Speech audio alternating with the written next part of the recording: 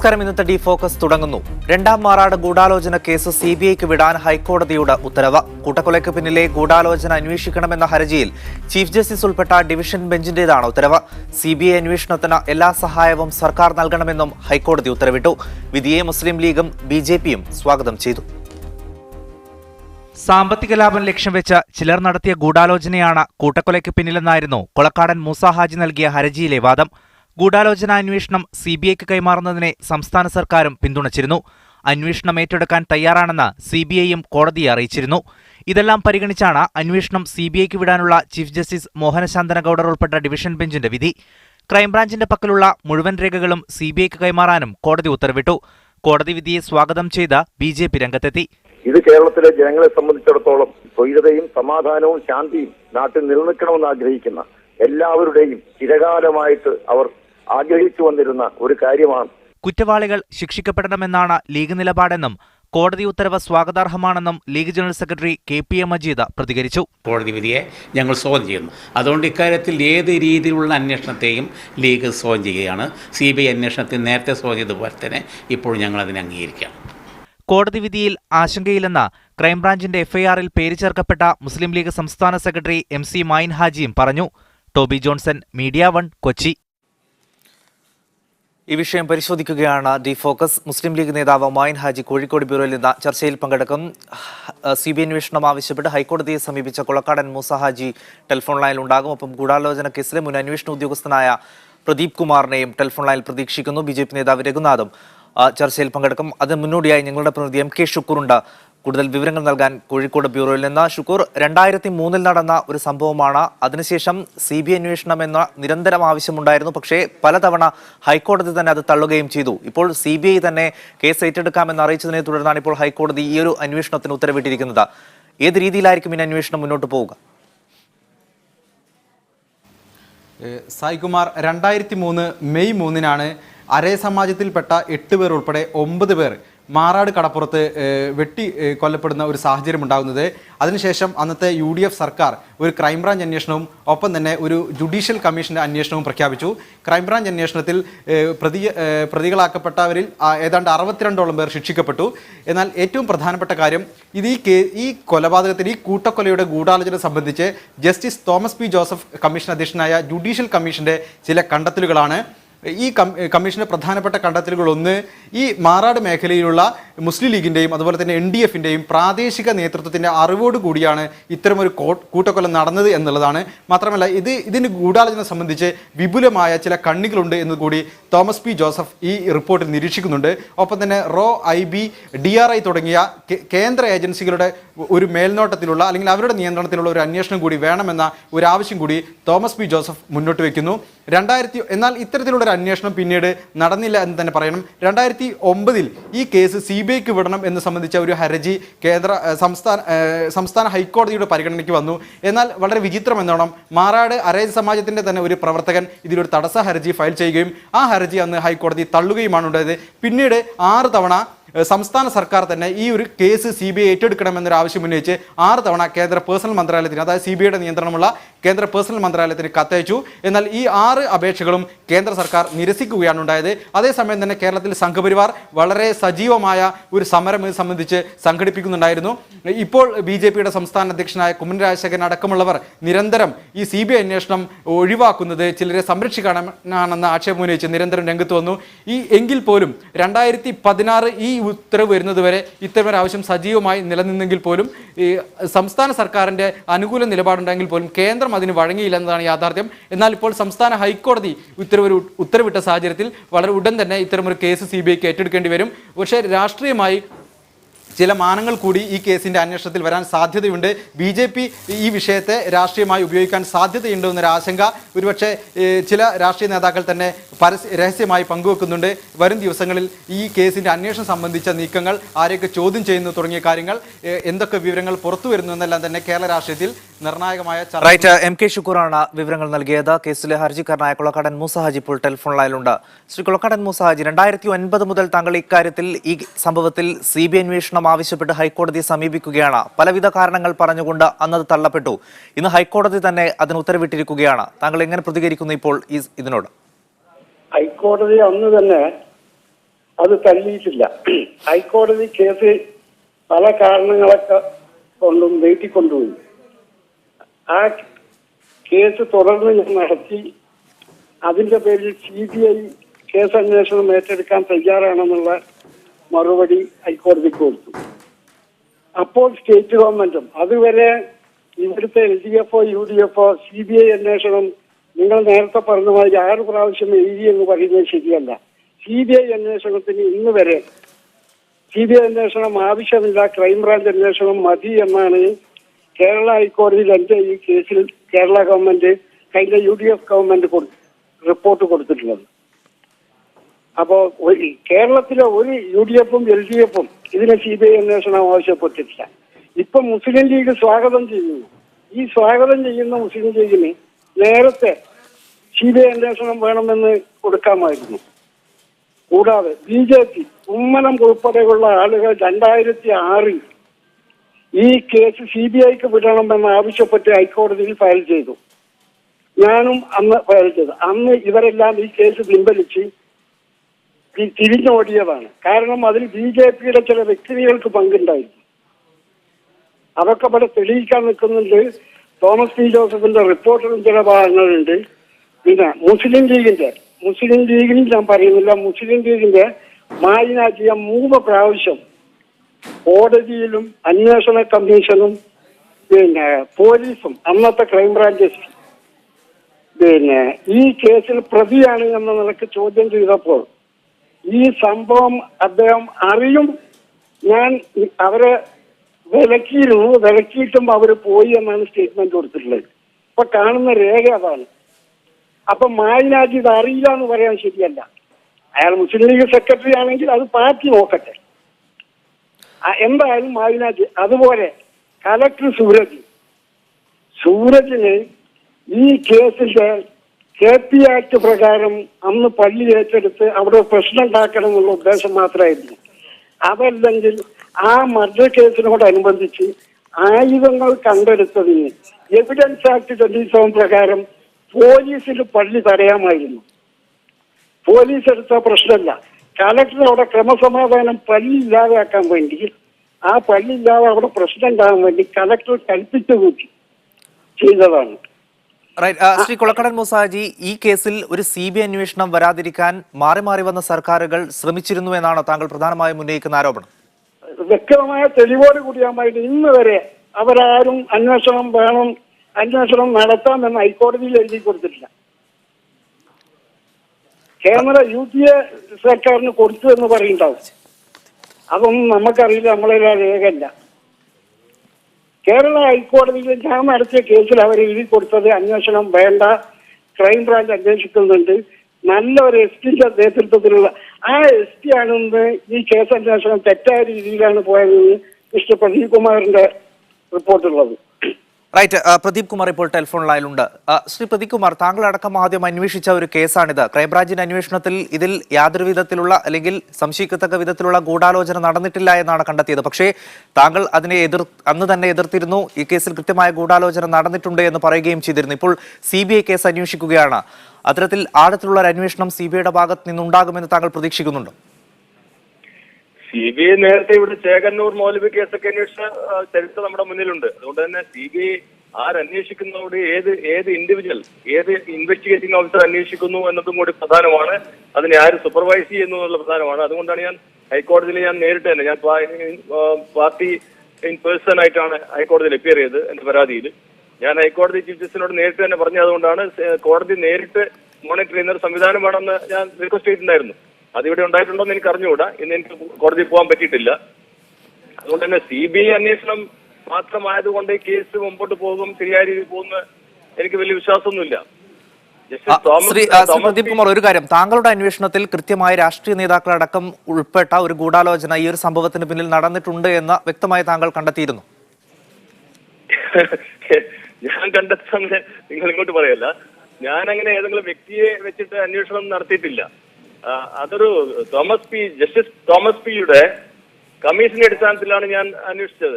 അപ്പൊ അദ്ദേഹം കണ്ടെത്തിയിട്ടുള്ള കാര്യങ്ങൾ എല്ലാം തന്നെ ഒരുപക്ഷെ അതിലേറെയും കാര്യങ്ങൾ ശരിയാണ് എന്ന രീതിയിലാണ്. അല്ലാതെ വ്യക്തികളുടെ പിറകെ അല്ല ഞാൻ പോയിട്ടുള്ളത്. അത് നമ്മൾ മനസ്സിലാക്കുന്നത് ഈ 2 കേസുണ്ട് ഇതിനകത്ത്.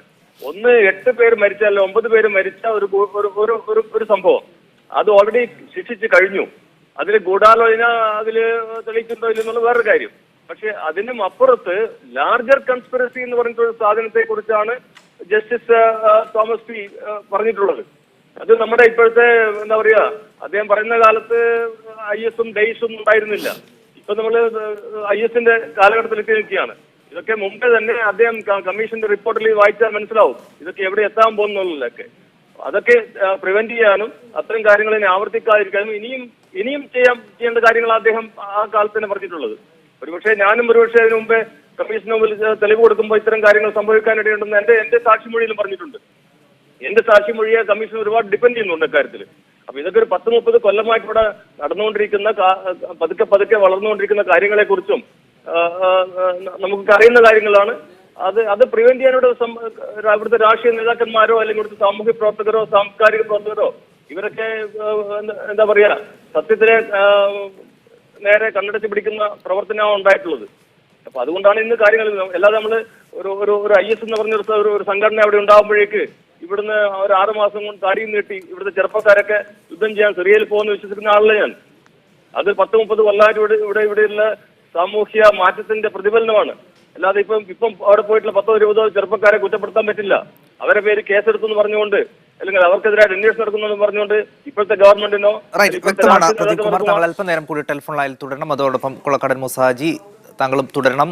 മുസ്ലിം ലീഗ് നേതാവ് മായൻ ഹാജി കൂടി കോഴിക്കോട് ബ്യൂറോയിൽ എത്തിയിട്ടുണ്ട്. അതിഥികളിലേക്ക് വളരെ പെട്ടെന്ന് ഞാൻ തിരിച്ചു വരാം. ചെറിയിടവേളയ്ക്ക് ശേഷം ഡിഫോക്കസ് തുടരുന്നു. ശ്രീ മായൻ ഹാജി, 2003 രണ്ടാം മാറാട് കലാപം എന്നുള്ള ഈ കേസ് ഉണ്ടാകുന്നത്.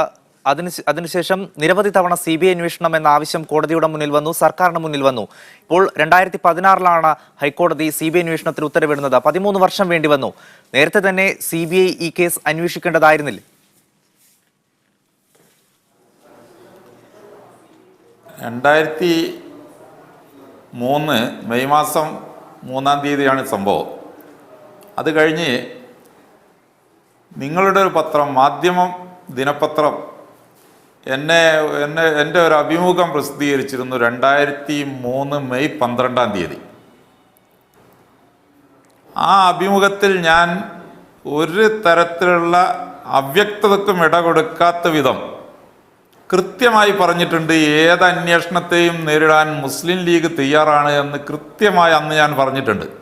നിങ്ങൾക്ക് വേണമെങ്കിൽ 2003 മെയ് 12-ാം തീയതിയിലെ മാധ്യമം പത്രം എടുത്ത് എൻ്റെ ഫോട്ടോ വെച്ചാണ് പ്രസിദ്ധീകരിച്ചത്. 5 കോളം ഹെഡിങ്ങോട് കൂടി ആ അഭിമുഖം മാധ്യമം പത്രം ഉമ്മർ പുതിയോട്ടിൽ നടത്തിയ അഭിമുഖം അന്ന് പ്രസിദ്ധീകരിച്ചിട്ടുണ്ട്. അന്ന് മുതൽ ഇന്ന് വരെ മുസ്ലിം ലീഗ് പറഞ്ഞുകൊണ്ടിരിക്കുന്നത് ഏത് അന്വേഷണത്തെയും, അത് CBI ആയാൽ കുഴപ്പമില്ല, IB ആണെങ്കിലും ഞങ്ങൾക്ക് സമ്മതം, റോ ആണെങ്കിലും ഞങ്ങൾക്ക് സമ്മതം, ഇന്റർനാഷണൽ ലെവലിലുള്ള ഏതെങ്കിലും ഏജൻസി വരികയാണെങ്കിൽ പോലും മുസ്ലിം ലീഗ് അതിനെ സ്വാഗതം ചെയ്യുന്നു എന്നതാണ് ഈ സംഭവം നടന്നത് മുതൽ മുസ്ലിം ലീഗിൻ്റെ നിലപാട്. ഈ സംഭവം ഒരു കാലത്തും കേരളത്തിൽ നടക്കാൻ പാടില്ലാത്തതായിരുന്നു എന്ന് തന്നെയാണ് മുസ്ലിം ലീഗ് ഉറച്ചു വിശ്വസിക്കുന്നത്. ഇന്നും കേരളീയ സമൂഹത്തിൻ്റെ സൗഹൃദത്തിന് പോലും ഈ സംഭവം, ഈ കൂട്ടക്കൊല എന്നത് അതുവരെ കേരളം തുടർന്ന് വന്ന ഒരു നിലപാടുണ്ട്. കേരളം ദൈവത്തിൻ്റെ നാട് എന്നുള്ള നിലയിൽ തുടർന്ന് വന്നൊരു നിലപാടിന് പോലും മങ്ങലേറ്റു എന്നുള്ള നിലയിൽ തന്നെയാണ് മുസ്ലിം ലീഗ് അതിനെ കണ്ടത്. ഇന്ന് വരെ അതിൽ മാറ്റമില്ല. അതുകൊണ്ട് ഇപ്പോഴെങ്കിലും CBI ഈ കാര്യത്തിൽ അന്വേഷിക്കണമെന്ന, മുഴുവൻ അന്വേഷിക്കാൻ തന്നെ CBI ലാർജ് ലെവൽ കോൺസ്പെറൻസിയെ സംബന്ധിച്ച് അന്വേഷിക്കണം എന്നാണ് മാറാട് കമ്മീഷൻ നിർദ്ദേശിച്ചത്. അതെങ്കിൽ അത് അന്വേഷിക്കട്ടെ എന്നതാണ് ഞങ്ങൾ പറയുന്നത്. എല്ലാം അന്വേഷിക്കട്ടെ, അന്വേഷിച്ച് സത്യം പുറത്തു വരട്ടെ. ആരാണോ അതിൻ്റെ ഉത്തരവാദി, അതിൽ മുസ്ലിം ലീഗ് ഉണ്ടാവുകയില്ല എന്ന് എനിക്കുറപ്പാണ്. കാരണം ഞാൻ ആ മേഖലയിൽ പ്രവർത്തിച്ച ആളാണ്.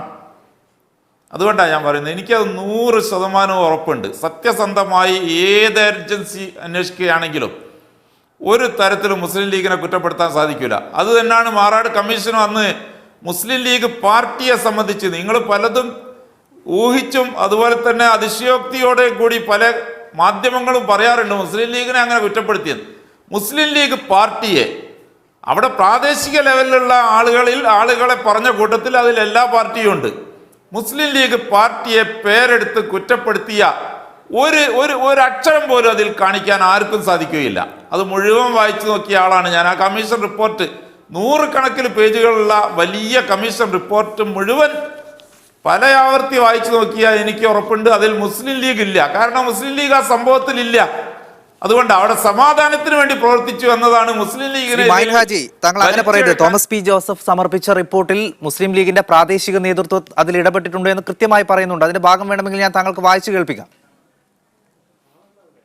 വായിച്ചു കേൾപ്പിക്കേണ്ട, ഞാൻ തന്നെ പറഞ്ഞല്ലോ, പ്രാദേശികമായ ആളുകൾ പല തരത്തിലുള്ള രാഷ്ട്രീയ പാർട്ടിയിലുള്ളത് അവിടെ നാട്ടിലുള്ള സംഗതികളിൽ രണ്ട് പാർട്ടികളുടെ മുസ്ലിം ലീഗ് ഈ രണ്ട് പാർട്ടികളുടെ പേരാണ് അതിൽ പറഞ്ഞിട്ടുള്ളത്.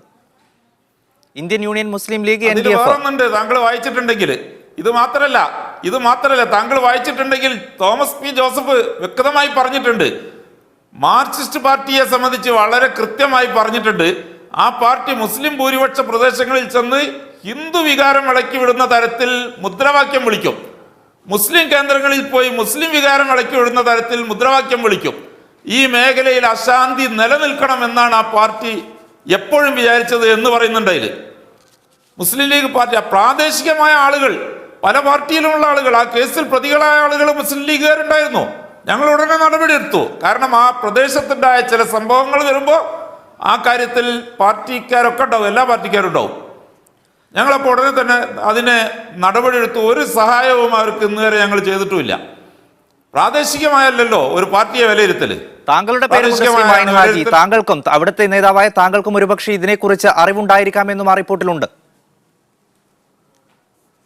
അതിലുണ്ടല്ലോ, മായനാജിക്ക് ഈ സംഗതിയെ സംബന്ധിച്ച് മുൻകൂട്ടി അറിവുണ്ടായിരുന്നു എന്ന് അനുമാനിക്കാൻ കാരണങ്ങൾ കാണുന്നുണ്ട് എന്നാണ് പറഞ്ഞത്. എന്താ കാരണം ഒന്നും പറഞ്ഞില്ല. ആ വാചകം വേണമെങ്കിൽ താങ്കൾക്ക് വായിക്കാം. ഇതാണ് അതിന്റെ അർത്ഥം, പച്ച മലയാളം. അതിലപ്പുറത്തേക്ക് ഒരു വരിയില്ല. അത് എന്തുകൊണ്ടാണ് അങ്ങനെ അനുമാനിച്ചതെന്നില്ല. അക്കാര്യങ്ങളിലൊക്കെ അന്വേഷണം വേണമെന്നാണ് ഈ കമ്മീഷൻ റിപ്പോർട്ട് കൊടുത്തത്. പക്ഷേ അത്തരം അന്വേഷണങ്ങൾ നടന്നിട്ടില്ല എന്നാണ് ഈ ഹർജിക്കാരുടെ വാദം. അതുകൊണ്ടാണ് CBI അന്വേഷണം ആവശ്യപ്പെട്ടത്. അത് തന്നെയാണ് ഞങ്ങളും ആഗ്രഹിക്കുന്നത്. ഒരു കമ്മീഷൻ റിപ്പോർട്ട് കൊടുത്താൽ ആ കമ്മീഷനെ കറക്റ്റ് ചെയ്യാൻ ഇവിടെ ലോ ഇല്ല. അതുകൊണ്ടാണ് ഞങ്ങൾ പറഞ്ഞ ഒരു അന്വേഷണം വരട്ടെ, അതിൽ വ്യക്തത വേണം. ഈ കമ്മീഷൻ അത് പറഞ്ഞതിന്റെ കാരണം കൂടി വ്യക്തമാക്കേണ്ടി വരുമല്ലോ. അതിലെവിടെയെങ്കിലും ആ കാരണം വ്യക്തമാക്കുന്നുണ്ടോ? താങ്കൾ വായിച്ചു എന്ന് പറഞ്ഞല്ലോ.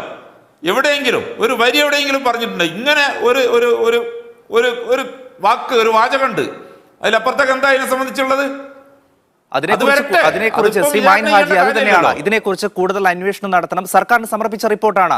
ഇതിനെക്കുറിച്ച് ഈ ഒരു അന്വേഷണം പോരാ, കേന്ദ്ര തലത്തിലുള്ള അന്വേഷണം അടക്കം വേണമെന്ന് ഈ കമ്മീഷൻ എത്രയോ വർഷങ്ങൾക്ക് മുൻപ് റിപ്പോർട്ട് കൊടുത്തു. ഇവിടെ മാറി മാറി വന്ന സർക്കാരുകൾ, താങ്കളുടെ പാർട്ടിക്കടക്കം പങ്കാളിത്തമുള്ള സർക്കാരുകൾ അതിൽ കേന്ദ്ര അന്വേഷണം എന്നുള്ള ആവശ്യം തള്ളുകയാണ് ചെയ്തത്. ആദ്യഘട്ടത്തിൽ എ കെ ആന്റണി ഈ സംഭവം നടന്ന അന്ന് തന്നെ എ കെ ആന്റണി മുഖ്യമന്ത്രിയായിരുന്ന സമയത്ത് പറഞ്ഞത് ഇവിടുത്തെ പോലീസ് തന്നെ കൃത്യമായി അന്വേഷിച്ചു, അതിൽ CBI അന്വേഷണം ആവശ്യമില്ല എന്നാണ്. അന്ന് തന്നെ കേന്ദ്ര ഏജൻസി അതിൽ വന്നിരുന്നെങ്കിൽ ഒരുപക്ഷെ കൂടുതൽ സത്യങ്ങൾ വെളിപ്പെടുമായിരുന്നു.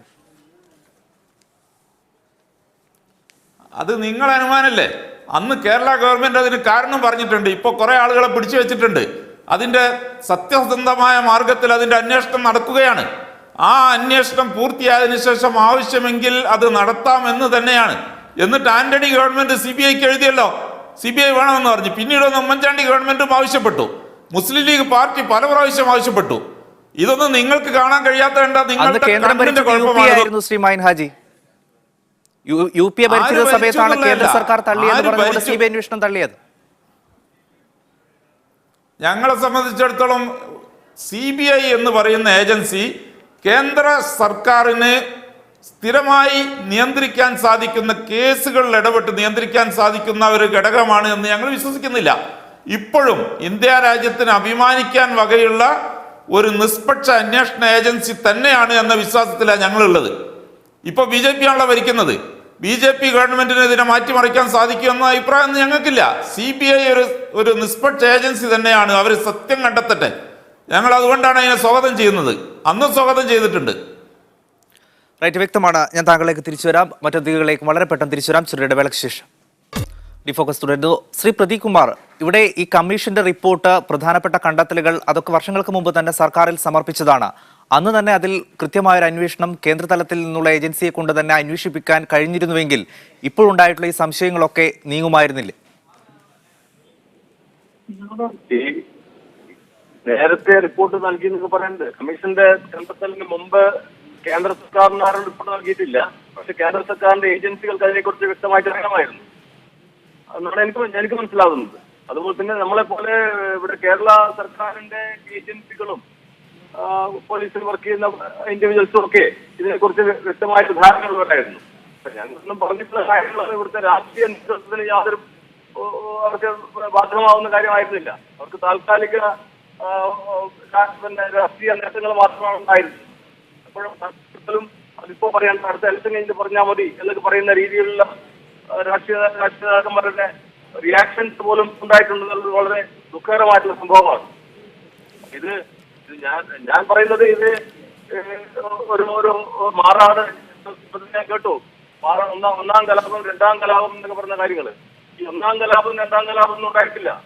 എന്റെ അന്വേഷണത്തിന്റെ സമയത്ത് എനിക്ക് മനസ്സിലായിട്ടുള്ളത് ഈ രണ്ടാം കലാപം എന്ന് പറഞ്ഞ 2003 കലാപം 2001 ഒന്നാം കലാപം എന്ന് പറഞ്ഞ സംഗതിക്ക് മുമ്പേ തന്നെ പ്ലാൻ ചെയ്യപ്പെട്ടിട്ടുള്ള കാര്യമാണ്.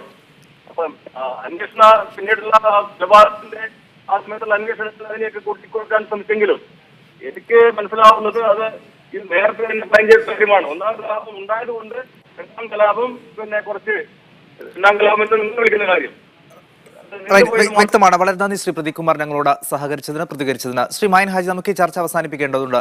കേന്ദ്രം ഭരിക്കുന്നത് BJP ആണ്. ഇവിടെ കേരളത്തിൽ BJP നാളുകളായി സമരത്തിലുമാണ്. ഇത് ഗൂഢാലോചന CBI അന്വേഷിക്കണം എന്നുള്ള ആവശ്യമുയർത്തിക്കൊണ്ട് CBI ഇപ്പോൾ അത് ഏറ്റെടുക്കാമെന്ന് അറിയിച്ചിരിക്കുകയും ചെയ്യുന്നു. രാഷ്ട്രീയമായി ഉപയോഗിക്കുകയാണ് BJP എന്നുള്ള ആരോപണം മുസ്ലിം ലീഗിനുണ്ടോ? ഇല്ല, ഇത് കോടതി ബഹുമാനപ്പെട്ട കേരള ഹൈക്കോടതിയുടെ ഉത്തരവാണ്. ആ കാര്യത്തിൽ CBI കൂട്ടിലടച്ച തത്തയാണ് എന്ന അഭിപ്രായമൊന്നും ഞങ്ങൾക്കില്ല. ഞങ്ങൾ അതുകൊണ്ടാണ് അത് വന്ന ഉടനെ തന്നെ ഞങ്ങളെ ജനറൽ സെക്രട്ടറി സ്വാഗതം ചെയ്തു. എന്നോട് നിങ്ങളെ പ്രതിനിധി ചോദിച്ചപ്പോൾ ഞാനും സ്വാഗതം ചെയ്തിട്ടുണ്ട്. ഇപ്പോഴും ഒരു തരത്തിലുള്ള സംശയത്തിന് ഇട നൽകാത്ത വിധം അങ്ങേയറ്റം സന്തോഷപൂർവ്വം ഈ CBI എൻക്വയറിയെ ഞങ്ങൾ ഹാർദമായി സ്വാഗതം ചെയ്യുന്നു. ശ്രീ കുളക്കടൻ മൂസാഹാജി, ഇതാണ് മുസ്ലിം ലീഗിന്റെ നിലപാട്. ഹാർദവമായി സ്വാഗതം ചെയ്യുന്നു. ഏത് അന്വേഷണവും വരട്ടെ എന്ന് താങ്കളുടെ പ്രതികരണം? ഈ മുസ്ലിം ലീഗ് എന്നെങ്കിലും ഈ മുസ്ലിം ലീഗ് ഉൾപ്പെട്ട ഗവൺമെന്റ് കേരള ഹൈക്കോടതിയിൽ 5 വർഷം ഞാൻ കേസ് നടത്തിയ സമയത്ത് ഒരു ദിവസം പോലും ഈ കേസന്വേഷണം ഏറ്റെടുക്കാൻ തയ്യാറാണ് എന്നില്ല. രണ്ടാമത് മുസ്ലിം ലീഗിനെ ഒരു രാഷ്ട്രീയ പാർട്ടിയായിട്ട് ഞാൻ എതിർക്കുന്നില്ല. ശ്രീ മായിനാജി ഉൾപ്പെടെയുള്ള ആളുകൾ ഇതിൽ പങ്കാളികളായിരുന്നു. 3 കോടതിയിലും അന്വേഷണ കമ്മീഷന്റെ മുന്നിലും അന്നത്തെ ക്രൈംബ്രാഞ്ച് എസ്പിയുടെ മുന്നിലും. റൈറ്റ്. ശ്രീ കുളക്കടൻ മൂസാജി, താങ്കൾ നേരത്തെ പറഞ്ഞ കാര്യങ്ങൾ തന്നെയാണ്. സമയപരിമിതി കൊണ്ട് മാത്രമാണ് ഇടപെടുന്നത്. വളരെയധികം നന്ദി ശ്രീ മൈൻ ഹാജി, കുളക്കടൻ മൂസാഹാജി, പ്രദീപ് കുമാർ ഈ ചർച്ചയിൽ പങ്കെടുത്തതിന്. ഇനി 13 വർഷത്തിന് ശേഷം ഈ ഗൂഢാലോചന കേസ് CBI അന്വേഷിക്കുകയാണ്. ഹൈക്കോടതി ഉത്തരവിട്ടതനുസരിച്ച് ഉടൻ തന്നെ ഒരുപക്ഷെ CBI കേസ് ഏറ്റെടുത്തേക്കും. നിങ്ങൾ പ്രതി MK ഷുക്കൂറാണ് കോഴിക്കോട് നിന്ന് ആദ്യം വാർത്തയുടെ വിവരങ്ങൾ നൽകിയത്. ഇതോടെ ഡിഫോക്കസ് സമാപിക്കുകയാണ്. ഇനി ഒരു ഇടവേളയ്ക്ക് ശേഷം ഷോമോളുമായി സേഫ് ന്യൂസ് ചേരും. നമസ്കാരം.